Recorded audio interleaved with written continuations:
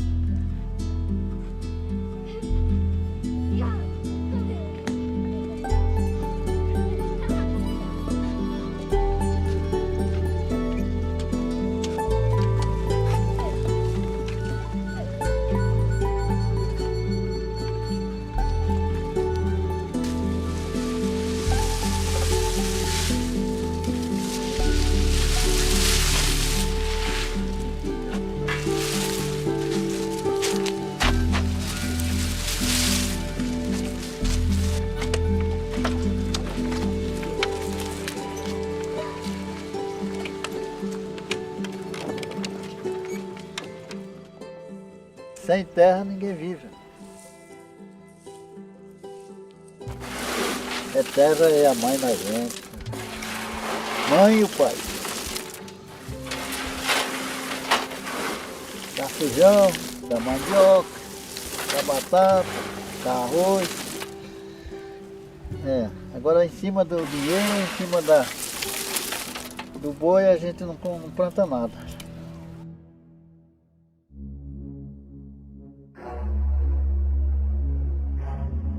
Os Guarani Kaiowá, o povo da mata, os habitantes do centro da terra, vivem aqui há mais de 1.200 anos. Acreditam ser destinados a cuidar da terra, considerada uma extensão de seus próprios corpos. Pela terra, ou tecorrá, eles dão tudo, até a vida.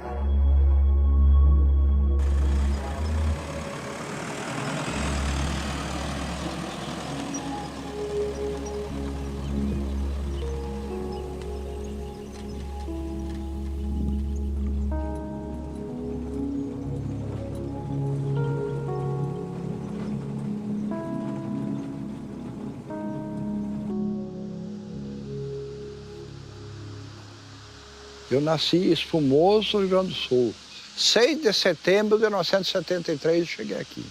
Um amigo meu lá começou a falar para nós vir para cá olhar. E eu não tinha muito interesse de vir, né? Aí viemos. Aí eu gostemos do lugar aqui e compramos. Aqui quando eu vim era tudo cerrado, mato. Não tinha lavoura. Tinha uma casa velha. Não existia energia, né? A casa assim era tão velha que tinha umas frestas. Pregava as tábuas, senão entrava cachorro dentro de casa. Então, eu tinha escritura legítima já. Aqui ninguém conhecia ainda. Hoje eu colho uns 170 mil sacos de soja. Agora é um ano bom, colhe mais de 200 mil sacos. Comecemos com nada, né? Mas tudo com trabalho, né? Sem trabalhar ninguém consegue, né?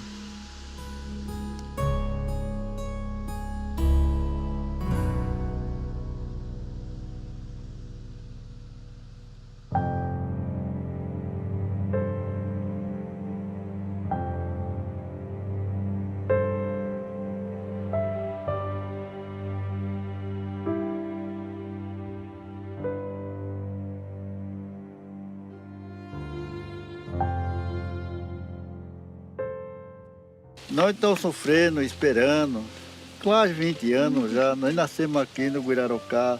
Meu pai, minha mãe, meu sogro, tudo faleceu aqui, está tudo enterrado aqui no Guirarocá.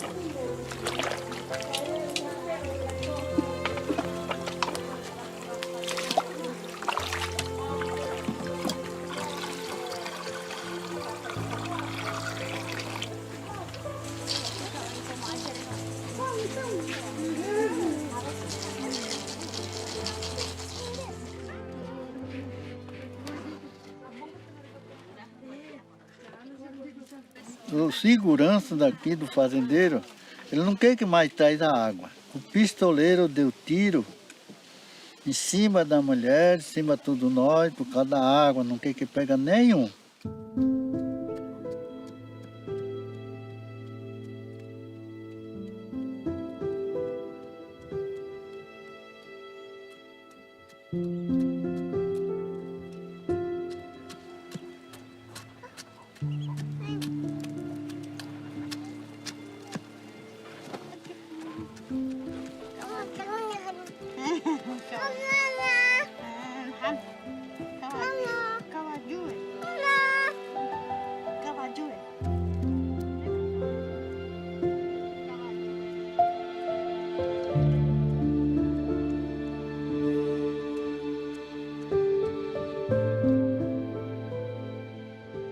Então, essa aldeia Guirarocá, desde 1905 já é aldeia mesmo.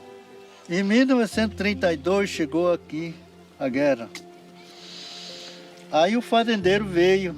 Primeiro chegou aí Irso Garvão. Esse Irso Garvão falou, chegou um dia de mais ou menos meio-dia por aí, porque naquela época nós tudo mato. Chegou e falou, olha, eu comprei aqui 7.000 arqueiros. Se você não quer trabalhar, se não sou que a morada, eu não vou dar mais. Porque essa é a minha fazenda, eu vou criar o boi. Aí quando foi de tarde para 8, 9 horas mais ou menos, à noite, ele deu tiro até meia-noite passada. Mataram 3 mulheres e um foi na perna, pegou munição e quebrou. E nós corremos tudo. Entramos embaixo do coxo, do xixa. Desde aquele tempo já não deixa mais entrar no Guirarocá.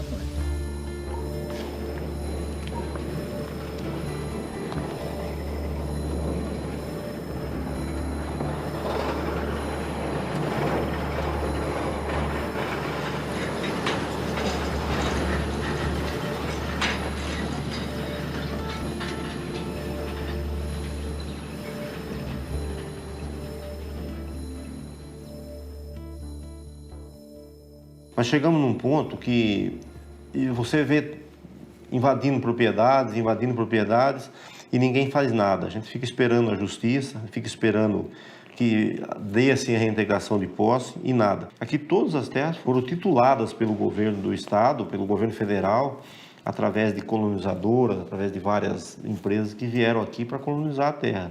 E em nenhum momento se falava em terra de índio aqui. Meu avô comprou essa terra em 1951. Pagou para o governo do estado de Mato Grosso para retirar documento. Eu nasci criado ali. Triste.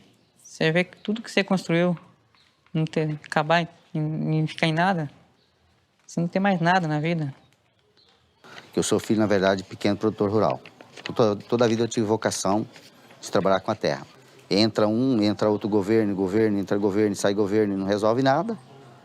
E eles invadem e fica por isso. Meu pai é o caçula da família. Nasceu naquela propriedade. Aí, quando o vô faleceu, foi dividido entre os herdeiros, né? Aí cada um ficou com o seu sítio. Aí o pai estava até esse acontecimento, morava lá. Nunca saiu, nunca morou na cidade, sempre viveu lá no sítio, trabalhando lá. É muito normal, se alguém invadir a tua casa, você não vai aceitar. Então, como que nós devemos aceitar pacificamente que uma pessoa invade uma propriedade? Viviam em matas, evitando o contato com o homem branco. Mas a vitória do Brasil na Guerra do Paraguai marca o fim do isolamento dos Guarani Kaiowás. O governo brasileiro decide colonizar a região de fronteira. Uma empresa de exploração de erva mate, a Mate Laranjeira, é autorizada a se instalar em Mato Grosso. Aí é onde eles começaram a tirar o povo do seu território. Quem queria sair, saía numa boa. Quem não queria sair, eles matavam. Aqui mesmo ali tem um cemitério ali que tinha uma casa de reza, pela história da minha avó, que quando ela contava assim, a gente chegava até chorar. Ali tem uma casa de reza que foi queimado com a família toda dentro da casa de reza. Os Guarani Kaiowá são removidos à força e confinados em reservas. Muitos são jogados em caminhões e veem suas casas serem queimadas. Nas reservas, são obrigados a se comportar como os brancos. Começa em Mato Grosso do Sul a corrida pela ocupação das terras. Colonos chegam de todas as partes do país a convite do governo.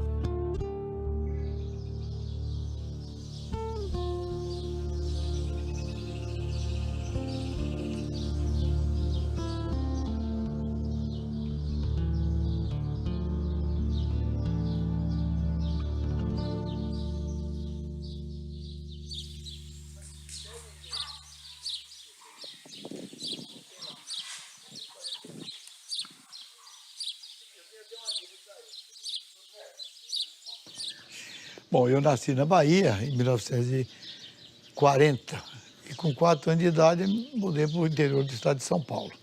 E lá permaneci até os 22 anos, casei e mudei para o Mato Grosso do Sul em 1962. Fui trabalhar, criar vaca, engordar boi, comprar boi por comissão, aí fui dirigir frigorífico e fui ganhando dinheiro e fui comprando um pedaço de terra hoje, um pedaço de terra amanhã. Então, o título aqui hoje, o total da propriedade é 5.200 e poucos hectares. Eu acho que aqui deve ter, em escritura, aproximadamente umas 60, 70 propriedades de 5 alqueires, 10 alqueires, 20 alqueires, 50 alqueires. Isso aqui, quando nós chegamos aqui, como meu pai comprava muita propriedade e vendia, às vezes a gente abria as propriedades. E nós íamos nas reservas indígenas, conversava com o capitão, com o cacique, contratava os índios e metade dessas fazendas quem derrubou foram os próprios índios, recebendo salário dos produtores rurais, porque a mão de obra aqui naquela época era escassa.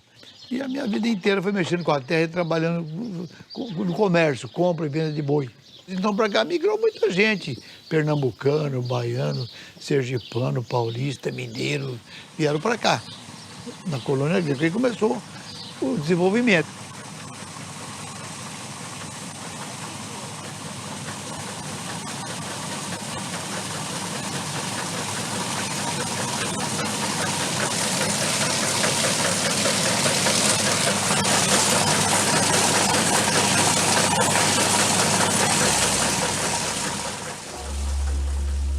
No auge do regime militar, os indígenas são considerados um empecilho ao progresso. Os mais insubordinados são levados para presídios, onde são submetidos a trabalhos forçados e sofrem tortura. Alguns nunca voltam da prisão. Começa no Centro-Oeste o plantio da soja em larga escala.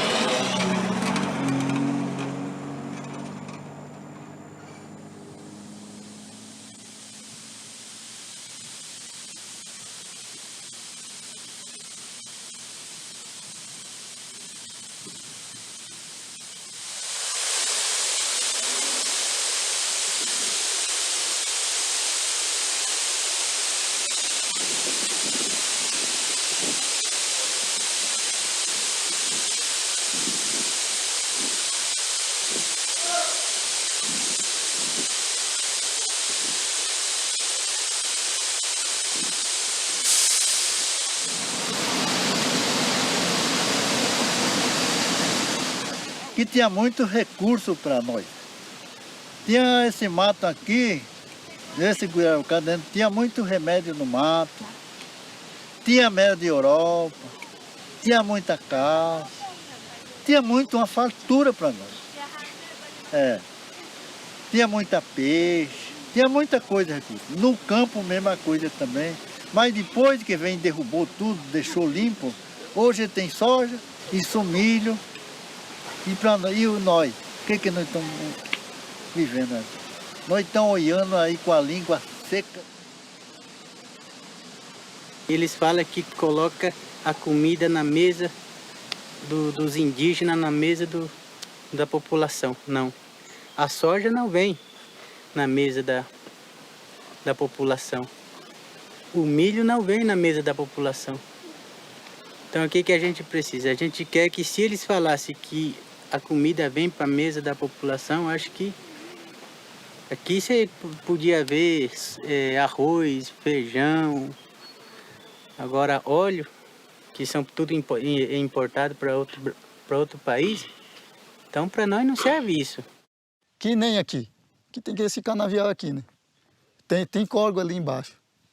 Talvez ele passe veneno ali, e quando cai a chuva, e a água desce ali. E como é que nós vamos beber essa água?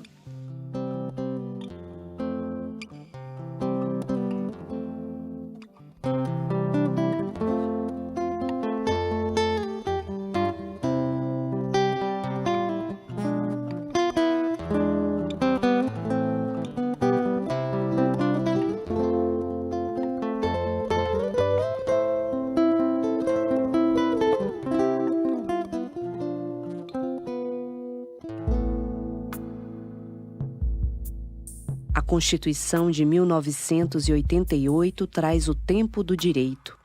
Os Guarani Kaiowá iniciam o que eles chamam de processo de retomada, a luta pela demarcação dos territórios, ou o início das invasões, segundo os produtores rurais.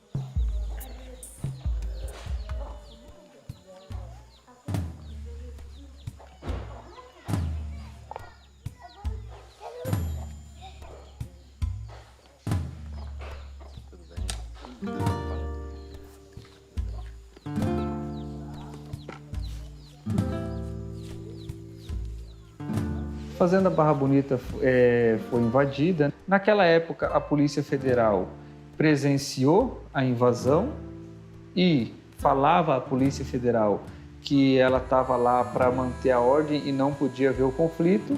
E nós estamos sem propriedade já há mais de 5 anos.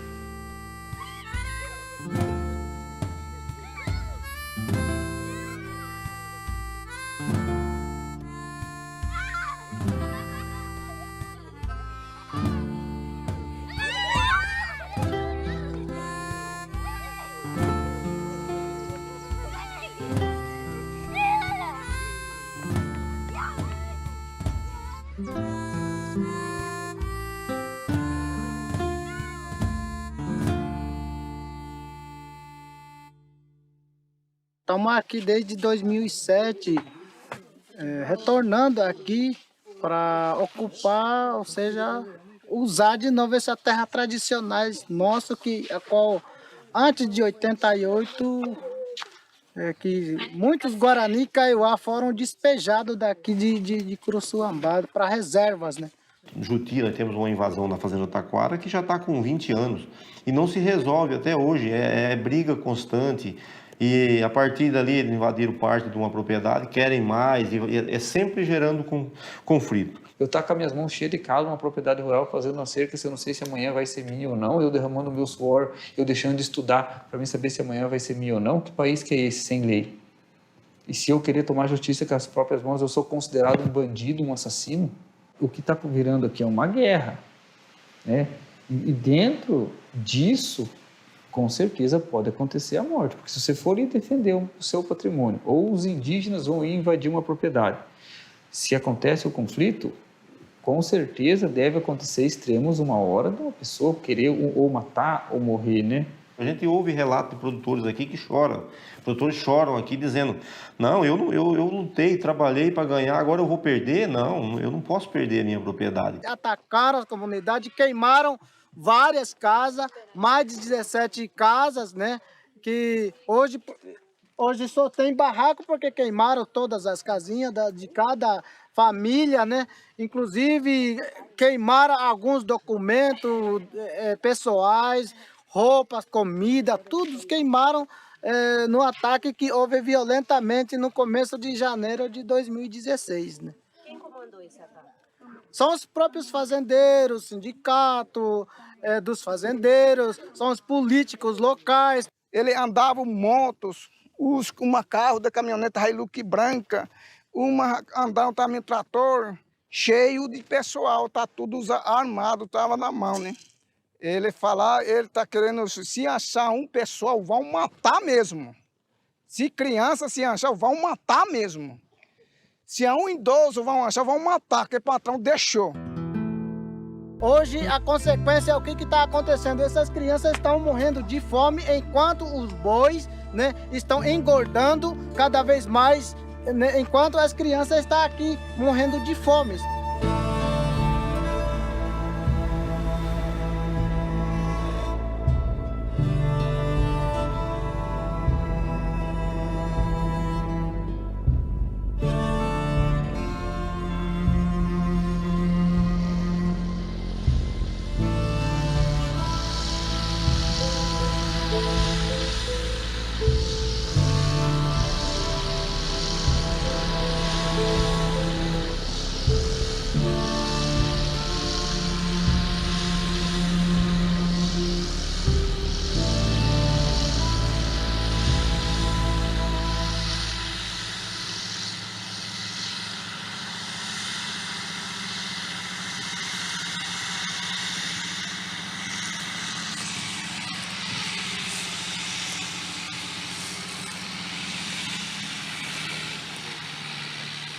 Eles ganham cesta básica, quem paga, quem trabalha, né? Isso não tem nem dúvida, né? Se eles fossem trabalhar, que nem a lavoura, plantar essa lavoura ali para eles poderem comer, plante nada. Eles ganham tudo cesta básica. Então, o índio está só para incomodar. Tira o governo, então, dar assistência e ensinar eles a trabalhar, né? Não sei por que apoiar esses vagabundos, não sei. Não estão vendo ali que não produz, né? Diz que nos Estados Unidos mataram todos os índios, né? Assim o povo fala, isso aí, né? Então não precisa matar, mas educar eles, ó, tu tem que trabalhar, né? É só educar, né, ué? Eles são uns homens que nem nós.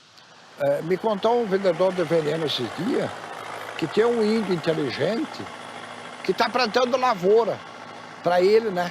Naquelas terras dos índios. Ele dá uma rendinha para os índios, que é terra de cultura. O índio tem carro novo, tem tudo, uns índios mais inteligentes, né? Assim me contou o dono do veneno. Ele que está acontecendo, é verdade, compra o veneno dele para passar na lavoura. Nós aqui não temos mais isso, nós não temos mais peixe, não temos mais mato, nós não temos mais bicho. O índio tem que viver com a produção que nós temos aqui, é diferente. Eu acho que o índio tem que estar produzindo na aldeia, produzindo o mesmo que nós produzimos também, é soja, milho. Nós temos aqui índios que trabalham na usina, nós temos uma usina de cana, temos praticamente 400 índios trabalhando na usina. Vai conversar com esses índios e vai ver o que eles querem. Eles querem casa, eles querem celular, eles querem carro, querem moto, eles querem viver na sociedade. Eu acho que resolver a solução dos nossos índios aqui, a situação, seria trazer o índio para a sociedade e o índio ser considerado um cidadão, como é um cidadão. Eu considero o índio como um cidadão.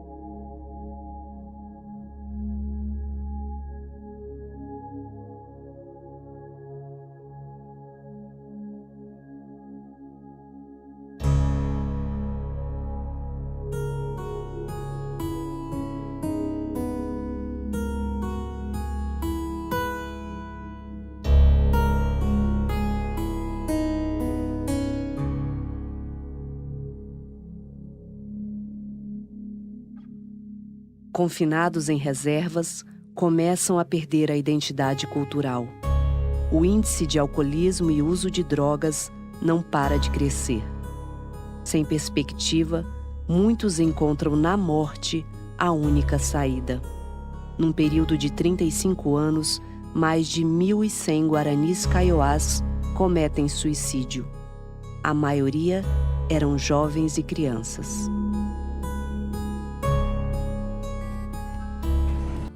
O que o governo tem que fazer, necessariamente, é fazer um processo de reparação, né, a essas comunidades, ou seja, devolvê-las aos seus territórios de origem que eles nunca deixaram de reivindicar. Eu acredito que uma das soluções seria, com certeza, a indenização. Né? A essas terras tituladas de boa-fé, a indenização. Acaba o problema. Agora, é muito cômodo para o governo fazer cortesia com o chapéu dos outros. Né? Não, vamos tomar desse, vamos dar para esse e pronto, acabou a história. Dá cada um que é seu. Os indígenas têm direito à terra e aquelas pessoas que foram, de forma legítima, receberam títulos legítimos do governo estadual ou federal, eles têm direito à reparação.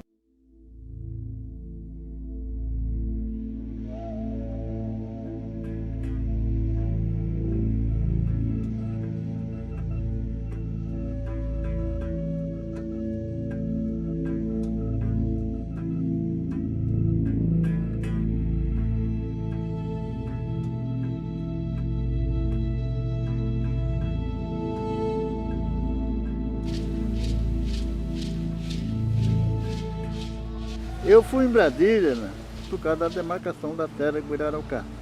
Mas ninguém explica para mim, ninguém fala para mim, olha, o cacique, nós vamos demarcar. Ninguém resolveu para mim. Foi lá, aparece passeando. Mas eu fui, graças a Deus, deixei tudo minha história lá.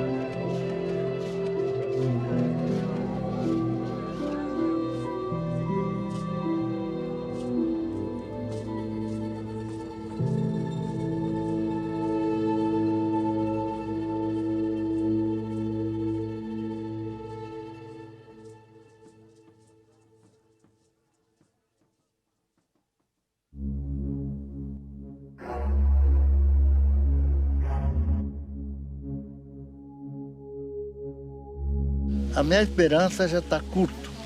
Parece uma criança chorando, pedindo para o governo, Senado, ministro, a justiça, nenhum não resolveu. Parece que não tem autoridade, parece que não tem gente que resolve para nós. A situação nossa é de total abandono por parte do Estado, né? Por parte do governo federal ou por parte do governo estadual, por parte do Ministério da Justiça, é de total abandono, porque não tem uma resolução nem para os indígenas, nem para os produtores. Desde 2008, o Brasil é o maior consumidor mundial de agrotóxicos.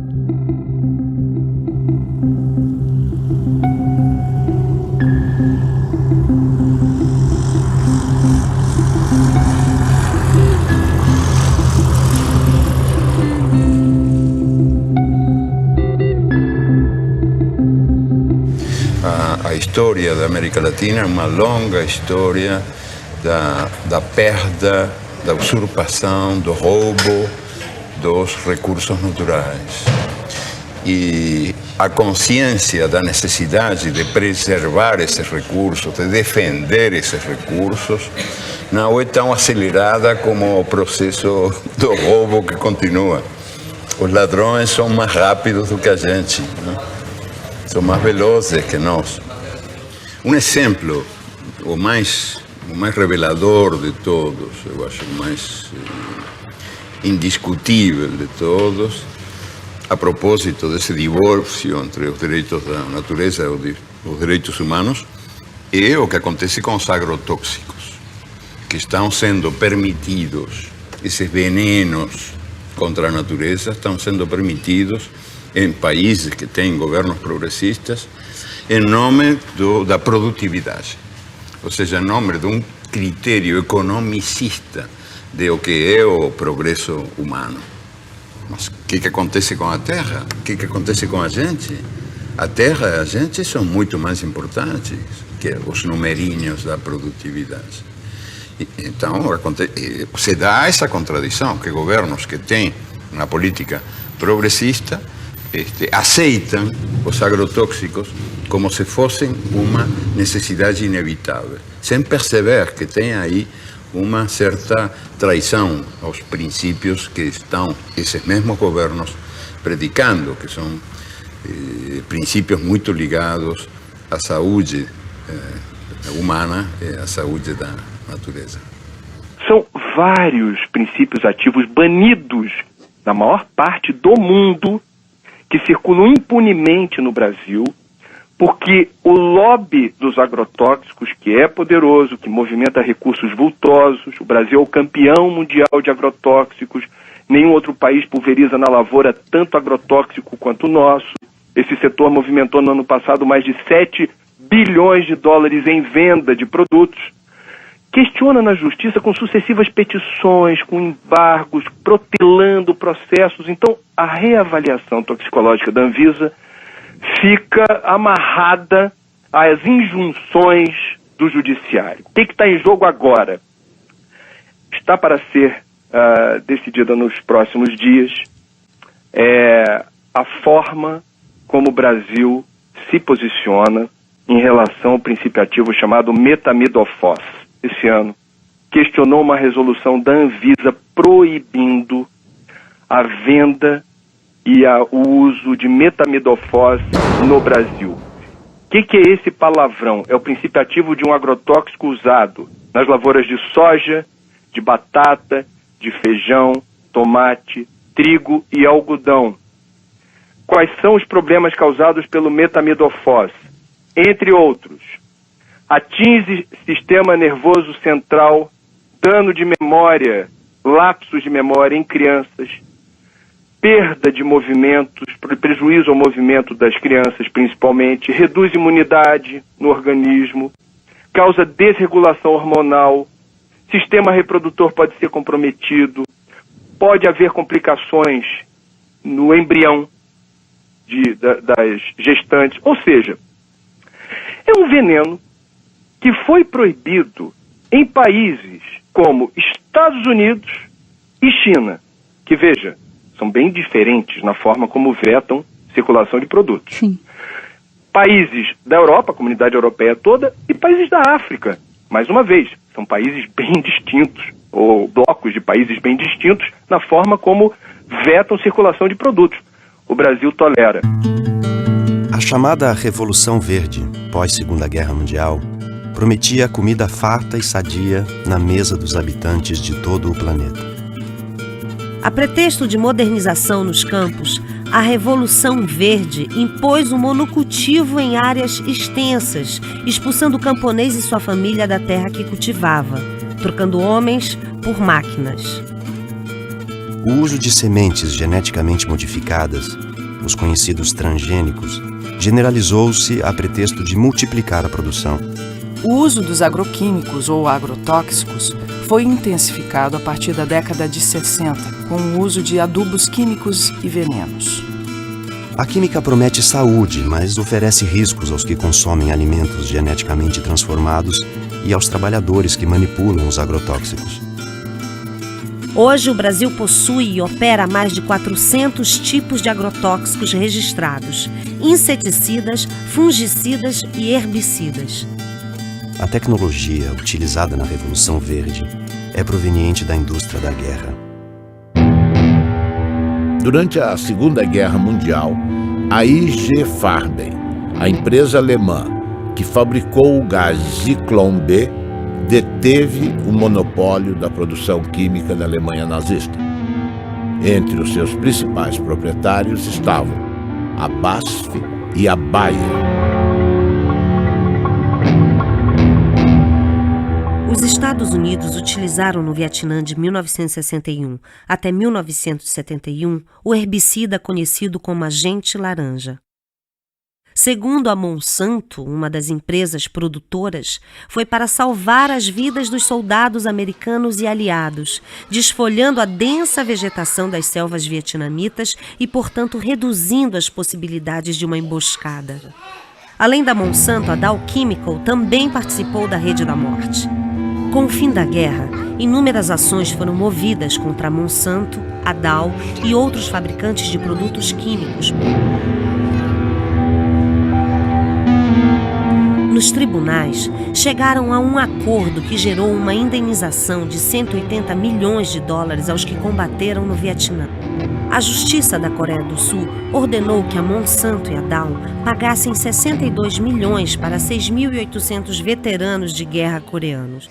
O povo e o governo vietnamita não receberam indenização nenhuma, nem das empresas, nem do governo americano. A Monsanto acredita que as consequências resultantes da guerra do Vietnã, incluindo o uso do agente laranja, devem ser resolvidas pelos governos envolvidos. Essas crianças são vítimas tardias dos efeitos do agente laranja. A Monsanto não diz uma palavra e repassa a conta para o governo norte-americano, que entrega a fatura a Deus. O que a Revolução Verde fez foi destruir, apagar, esquecer toda a herança, todo o acúmulo de conhecimento da agricultura tradicional ao longo dos seus 10 mil anos e criou-se um negócio totalmente novo. A gente aqui roçava o mato, usava semente crioula e plantava. E produzia muito bem. Por volta de 80, 81, 82, as empresas começaram a deixar semente, só que daí isso começou a ter uma produção enorme, comparando com os produtos crioula, porque a gente produzia em média 50, 60 sacos por hectare, no caso do milho. Aí a gente começou a produzir 100 e poucos, com pouco investimento. A primeira coisa que aconteceu de ruim foi que a gente perdeu o controle da semente. E em 10 anos a gente já não tinha mais semente crioula, de nada, inclusive das hortaliças. E hoje a maioria é transgênico, que se tu não comprar o pacote completo, né, que vai um monte de produto químico, ele não produz. Não, tu tem que fazer todo o processo químico para ter produção. E essa novidade, depois de 50 anos existindo, está mostrando que ela não dá certo. O que ela está produzindo? Ela está produzindo perda da fertilidade do solo, perda dos mananciais, perda da biodiversidade, contaminação do solo, das águas e das pessoas, contaminação do ar, mudanças climáticas. O que mais nós vamos esperar acontecer para a gente perceber que esse modelo novo não é um modelo bom? No último ano, os alimentos que foram os mais contaminados foram pimentão, pepino, tomate, morango, abacaxi, uva. São esses alimentos que são os que causam a maior preocupação, porque eles são consumidos in natura. A forma de produção deles, muitas vezes eles são colhidos com um pequeno intervalo de segurança ou sem nenhum intervalo entre a aplicação do agrotóxico e a colheita. Então isso acaba gerando uma alta quantidade de produtos em desconformidade, ou com agrotóxicos acima dos limites permitidos pela regulamentação, ou até mesmo com o uso de agrotóxicos proibidos, que acabam sendo produtos que muitas vezes estavam destinados a uma produção de soja, ou uma produção de milho, ou ao algodão, e que acabam sendo desviados e utilizados nas culturas menores ou nas culturas de consumo alimentar mais intenso. Segundo a Anvisa, no ano de 2009, das 3.130 amostras de alimentos coletados em 26 estados, 29% apresentaram resultados insatisfatórios. Estavam acima do limite de agrotóxico tolerado nas seguintes proporções: beterraba, 32%, tomate, 33%, alface, 38%, mamão, 39%, abacaxi, 44%, couve, 44%, morango, 51%, pepino, 55%, uva, 56% e pimentão, 80%. Eu fiz um plantio de milho e daí tinha que imunizar a semente porque era uma plantia tardia, e se a gente não colocar um pouco de defensivo, o milho não vem porque a lagarta do cartucho ataca. E aí, plantando esse milho, no final da planta eu levantei a tampa da plantadeira e inalei aquele cheiro, aquele bafo que veio lá de dentro. E me deu uma ânsia que eu achei que ia morrer. Daí, imediatamente, a gente foi para o médico procurar recurso e o médico atestou que era veneno. Né? A causa era uma intoxicação com veneno por inalação. Imagina se a gente está inalando isso e está fazendo mal, e essas pessoas que vão consumir isso depois. A batata estava bem grande, bonito, assim. Eu perguntei ao agricultor: esta batata está boa? Ele me olhou e disse: não sei, eu não comi. Então eu disse: vocês não comem batata? Credo, ele disse: eu não. Então, para que serve? Para vender. E a batata é um dos alimentos que mais veneno recebe, não? Eu passei uma vez um veneno nas hortaliças que orientava, que era um veneno do fumo, que hoje ainda vai nas hortaliças quem põe veneno. E esse veneno me fez mal, sim. Ali eu fui parar no hospital, atacou o rim e eu nem sabia que estava tão mal, né, mas... Ele fez uma roça de feijão no meio do café. Aí ele aplicou. Mas já tem uns 10 anos atrás. Aí ele pegou esse feijão e deu para esse vizinho meu que eu colhei. Amei, qual esse feijão? Mas estava muito bom. Aí que fomos arrancar o feijão, o que estava de rolinha morta no meio, tudo, o que bater morre. Aí ele falou: gente, você escolhe esse feijão, você não consome ele agora não. Deixa ele uns 6 meses sacado, porque o remédio que eu apliquei ele é forte. Ele falou: apliquei essa vez para nunca mais. Que eu apliquei sem saber, ó, como tom passo. Ele falou: nunca mais faço esse negócio. Que eu matei o inseto, matei os passarinhos, matou tudo. Ele foi pro mercado. Quer dizer, não só o agricultor está morrendo, o povo da cidade também, porque eles consomem esse veneno lá, né? Frutas e verduras frescas são fundamentais para a saúde, todo mundo sabe. Mas uma blitz em Pernambuco fez o flagrante. Frutas e verduras de todo o país estavam contaminados. Um cardápio rico em frutas e verduras, folhas e legumes à vontade, um hábito saudável, mas que pode se transformar num problema dependendo da procedência dos produtos. Seu Genival perdeu não só todos os 60 mil pés de alface que cultivou, como também o direito de vender as hortaliças, porque usou na plantação um agrotóxico proibido por lei. Todo mundo usa, não só eu, sabe? Todo mundo usava. Agrotóxicos são produtos químicos que servem para combater pragas e doenças na agricultura. O uso desses inseticidas, os tipos aplicados e as dosagens que as lavouras recebem são regulamentados pela Anvisa, Agência Nacional de Vigilância Sanitária. Alguns produtos foram retirados do mercado por causa dos riscos à saúde. Uma pesquisa feita na Central de Abastecimento de Pernambuco pela Agência de Defesa Agropecuária encontrou irregularidades em várias amostras de frutas e verduras, não só produzidas aqui no estado, como o tomate e o couve-flor, mas também no pimentão da Paraíba e no morango do Espírito Santo. Todos apresentavam altos teores de agrotóxico e estão com a comercialização proibida. A ameaça não é só para quem consome os produtos contaminados. Seu Severino, que há 30 anos vende pimentão na Central de Abastecimento, perdeu um olho por causa de uma infecção provocada, segundo os médicos, por agrotóxicos. Tudo que eu trabalho é com agrotóxico, tudo pega veneno. Aí não teve jeito não. Olhando assim, não dá para perceber o problema. Para o consumidor é quase impossível identificar frutas, verduras e hortaliças com excesso de agrotóxico. A dica, segundo os nutricionistas, é fazer compras em locais conhecidos que tenham a referência e, se possível, procurar levar para casa sempre produtos orgânicos. Infelizmente, não é possível fazer muita coisa, né? A gente sabe que lavar com sabão e com bucha para esfregar e possivelmente tirar algum excesso que está ali na casca pode ser de alguma ajuda, né? Inclusive para não contaminar a geladeira, né? Para não colocar, por exemplo, uma casca de mamão sujo no prato junto com uma melancia e misturar um com o outro, lembrar que ali tem veneno, né? Mas, de fato, é fundamental que o período de carência seja respeitado, ou seja, o período entre a aplicação de cada um desses ingredientes ativos e a colheita, de forma a garantir que haja uma degradação dele naquele produto, né? Mas também não ter a ilusão de que esse tipo de procedimento vai nos permitir ter um alimento livre de agrotóxicos. Tudo é base do veneno. Hoje, ó, o trigo...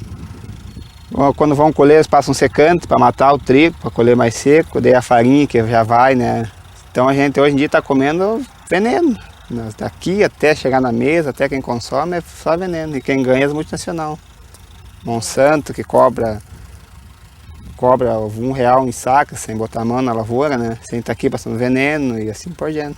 Então a recomendação da instituição é que ninguém deixe de comer alimentos, frutas, legumes e verduras por conta dos agrotóxicos. Agora, o ideal é que esses produtos não sejam mais utilizados. Se as pessoas não consumirem frutas, legumes e verduras, né, elas vão acabar consumindo outros alimentos que, em tese, a gente imagina que não tenham agrotóxicos, né? Mas a gente imagina isso porque, quando a gente pensa em agrotóxicos, a gente, em geral, pensa nos alimentos frescos, né? Então, as pessoas não perguntam se a farinha láctea, se a farinha de arroz, se os alimentos processados, que também utilizam matéria-prima que pode estar sendo produzida com o uso de agrotóxicos, também leva esses pesticidas.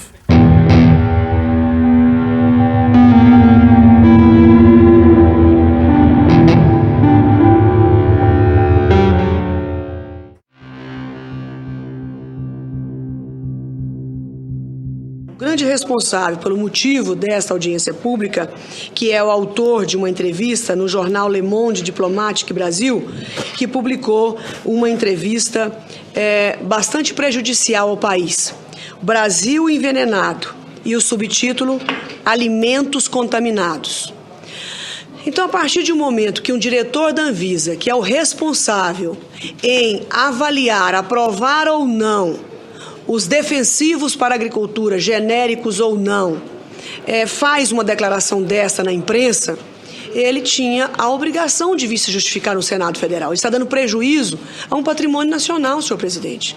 Essas pessoas se esquecem que elas também comem e que elas querem comer barato. Se ele tem um bom salário na Anvisa, não é o caso de milhares e milhares de brasileiros que ganham salário mínimo ou que não ganham nada e que, portanto, precisam comer comida com defensivo, sim, porque é a única forma de se fazer o alimento mais barato. Infelizmente, se nós pudéssemos produzir orgânico para todo o Brasil e todo o mundo, nós íamos precisar de, no mínimo, nunca fiz essa conta, mas no mínimo 3 Brasis eu acho que nós precisaríamos ou 4, daí para mais, para produzir o mesmo tanto que produzimos hoje para os brasileiros e para exportar. Então eu não compreendo onde é que essas pessoas querem chegar. Elas querem atingir quem? As pessoas pobres que não podem pagar comida cara? Ou eles estão revoltados de que o Brasil diminuiu o preço da compra da comida em não sei quantos 1000%. Há 40 anos atrás, senhor presidente, o trabalhador brasileiro gastava 50% da sua renda com comida. Hoje ele gasta 18%.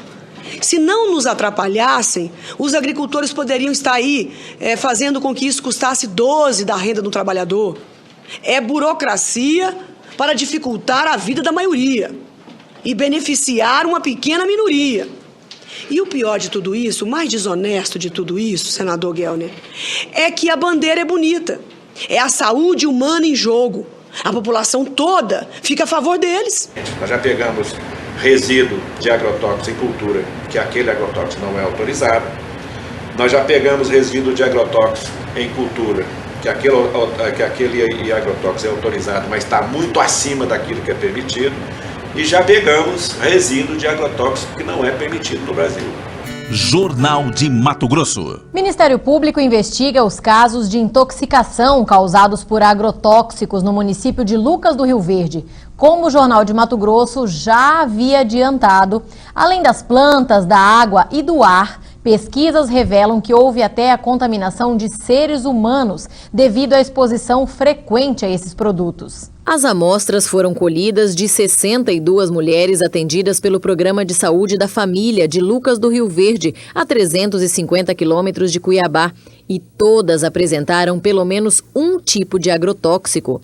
Além disso, em 85% dos casos, foram registrados traços de 2 ou mais tipos de defensivos no leite materno.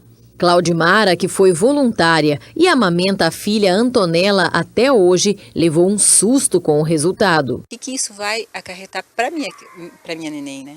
Os vestígios encontrados em 100% das amostras são de um defensivo conhecido como DDE, um metabólico do DDT, que foi proibido pelo governo federal em 1998 por causar males à saúde, já que ele não é expelido pelo corpo humano. Pelo contrário, ele se acumula na gordura do organismo e, segundo uma das responsáveis pela pesquisa, pode desregular o sistema endócrino, responsável pelos hormônios. Causa câncer, pode estar causando malformação no feto, aborto e outros problemas de saúde, né? E com a safra de soja deste ano prestes a bater novos recordes de produção, a situação se torna ainda mais preocupante. É que não existe uma barreira física para impedir que o produto se espalhe por toda a região por causa do vento. O vento leva para a cidade, se contamina o solo, isso vai para o lençol freático. E uma parte desses agrotóxicos também evaporam, porque aqui é muito quente, e depois ele condensa e desce com a chuva. E os pequenos agricultores de Lucas sabem bem disso. Seu Cito já perdeu vários pés de mandioca, abobrinha e milho por causa desses herbicidas e tem medo das consequências deles para a saúde humana. A tecnologia de hoje permite que o índice de contaminação seja menor do que o passado. Então, intoxicações agudas não acontecem como se acontecia há 10, 15 anos atrás. Mas hoje a consequência é a longo prazo, são as crônicas, né? Que vai acumulando pouquinho a pouquinho no organismo. Quando a pessoa vê mais tarde, né? Sofre de artrite, de dor de cabeça incurável, de intestino, câncer, um monte de coisas. Foi o que aconteceu com Júlio. Natural do Paraná, ele mora em Mato Grosso há 6 anos e de uns tempos para cá precisa ir frequentemente ao posto de saúde. Agora mesmo vim da cidade tomar remédio para boca amarga, estômago, dor, né? Eu fui intoxicado várias vezes em veneno, então eu acho que sou um deles que estou vivendo até o dia que Deus quiser. A Ciba-Geigy, quando desenvolve DDT em 1945, ela passa a produzir DDT para acabar não só com as pragas da agricultura, também com as pragas do homem. Ele é usado em sanitarismo. E o que representa para a Ciba-Geigy, naquela época, de 1945 até nosso dia, a venda de DDT representa mais de 6 trilhões de dólares ao dólar de hoje. 6 trilhões de dólares.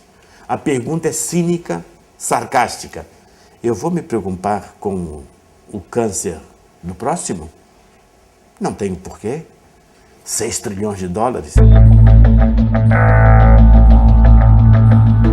No Paraná, o aumento da produtividade nas lavouras de soja esconde um perigo. É o descontrole nas aplicações de agrotóxicos. A cada ano, aumentam as pulverizações e o risco no campo. Quarta aplicação de agrotóxico para garantir a safra de trigo. Cada ano aparece uma praga diferente, para cada praga um produto diferente. Nos últimos 9 anos, o uso de defensivos quase dobrou no Paraná. Antes eram 2 aplicações em média, agora chegam a 4.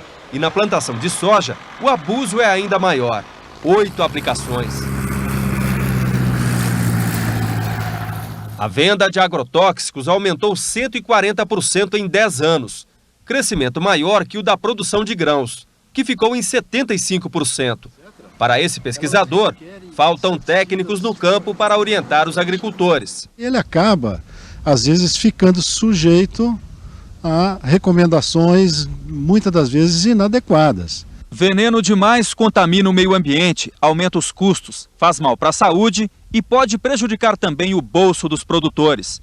Entre especialistas, há o temor de que o mercado internacional imponha restrições aos produtos brasileiros por causa dos resíduos de agrotóxicos. A agricultura é um setor forte de sustentação da nossa economia, isso seria o caos. O risco também é grande para a saúde dos agricultores. Aos 32 anos, Dona Lídia tem dificuldade para caminhar. Ela sofre de uma doença que aos poucos vai destruindo o sistema nervoso, consequência dos venenos usados na lavoura de fumo, onde ela trabalhou desde a infância. Preço meu, todos os anos que eu trabalhei da minha vida, aos 32 anos eu tenho uma notícia tão grave, sabe? Não vale a pena. Você queria estar vivendo, estar feliz, sendo um domingo, você poder ir passear e dar risada, não estar pensando toda hora num problema tão sério e sofrendo as consequências dele, porque não é só pensar, é sentir. Boa parte dos efeitos à saúde, da intoxicação que é feita às populações, boa parte de toda essa destruição que é desenvolvida pela expansão das monoculturas, ela não tem nenhuma implicação para o lucro e para a cadeia de preços. Ou seja, a soja barata, o álcool barato, a carne barata, em boa parte se dá em nome do câncer, da intoxicação aguda que é atendida pelo SUS público, pelo desrespeito à natureza que vai ser pago nas próximas gerações. Nada disso, de alguma maneira, é contabilizado. A gente fez um estudo no estado do Paraná que, no pior cenário, são cerca de 150 milhões de dólares que podem até ser gastos somente com as intoxicações agudas. Ou seja, é mais caro pagar os efeitos à saúde do que usar agrotóxicos. Só que quem paga o agrotóxico é o agricultor. E quem paga a saúde é a população, é o sistema de saúde, é o governo, somos todos nós. E é a vida e o sofrimento das pessoas que estão sofrendo com essas intoxicações e com os problemas de saúde. 53% dos trabalhadores examinados na monocultura do abacaxi estavam com alterações na função hepática. E inclusive um deles veio a falecer, exatamente o do almoxarifado químico, né, que trabalhou durante 3 anos e 6 meses, todos os dias, exposto a agrotóxicos e que, apesar de ser rígido e ter apenas 29 anos, em 4 meses adoeceu e veio a falecer de uma hepatopatia tóxica, de acordo com um laudo firmado por 4 professores da Faculdade de Medicina da UFC. Veio aparecer o amarelidão nos olhos dele, depois no corpo todo, depois veio Os lábios ficaram ressecados, cortados, as pontas dos dedos, das mãos, dos pés. E, enfim, veio começar mesmo a piorar depois a situação dele. Vou provocar a urinar a cor de Coca-Cola. Aí, quando eu fiz o aniversário do meu menino de 1 ano, os médicos diziam que era hepatite. No começo achavam que era hepatite. E depois foi imediatamente transferido para Fortaleza. Quando foi com 1 mês, né, que ele estava internado, 1 mês ele faleceu. Ele trabalhou na empresa com 3 anos e 7 meses. Ele fazia lá na firma a mistura dos coquetel. Bom, nesse cenário de crescimento vertiginoso do uso dos agrotóxicos, eu penso que a atual campanha permanente contra o uso dos agrotóxicos e pela vida, ela cumpre um papel fundamental, não somente na questão da mobilização, e eu digo mesmo no aspecto da comunicação em saúde, porque ela revela para a sociedade os graves impactos sociais e ambientais decorrente do uso abusivo desses produtos químicos no país.